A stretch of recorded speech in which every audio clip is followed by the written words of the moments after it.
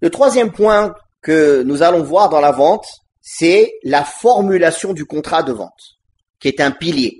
Il faut une formulation obligatoirement pour que la vente soit valable. N'ayez pas peur, on va détailler.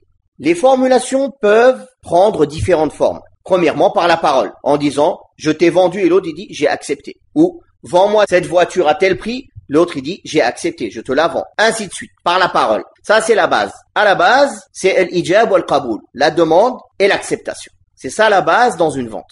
Est-ce qu'il y a d'autres manières de formulation d'un contrat de vente qui sont valides? Oui. Ce qui est appelé bay' al-mu'atat, par l'acte, prendre et donner. J'arrive au supermarché, j'ai parlé avec personne. Je prends, j'ai vu afficher les prix, j'ai posé à la caisse, j'ai donné l'argent, je suis reparti. À aucun moment, quelqu'un a dit je vends et à aucun moment l'autre il a dit j'ai acheté, n'est-ce pas? Mais ceci est valide, car c'est une formulation par le geste. J'ai pris avec consentement, en toute connaissance du prix et du produit que j'achète, et j'ai payé avec consentement, et la personne qui est à la caisse, il m'a laissé prendre ce produit avec son consentement, et il a accepté le prix que je lui ai payé pour cela. Tout cela sans parler, ni même sans geste, ni même sans écrire, juste avec des actes. C'est valide. De même, l'écriture. L'écriture est valide. Par exemple, on fait un contrat de vente.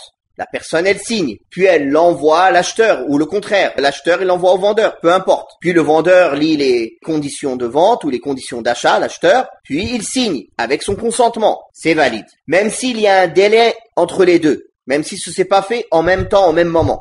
C'est-à-dire, un a signé le contrat, puis il lui a envoyé, puis l'autre a signé. Car ici, ce qui est voulu, c'est qu'on soit sûr du consentement de la personne. Et le délai ici ne nuit en rien sur son consentement. Maintenant qu'on a vu tout cela, est-ce qu'il n'y a pas d'autres formes de vente qui existent aujourd'hui et on pourrait se demander la validité de ces ventes? Est-ce que la formulation y est présente? Alors les savants ont dit, concernant les moyens de communication modernes, si la vente et l'achat est pratiquée à travers ces moyens de communication modernes en respectant les règles de vente et d'achat, ce sera aussi valide. Que ce soit par téléphone, via une application, via un site internet, etc. Bien sûr, à condition que le reste des conditions de licéité de la vente soient présentes.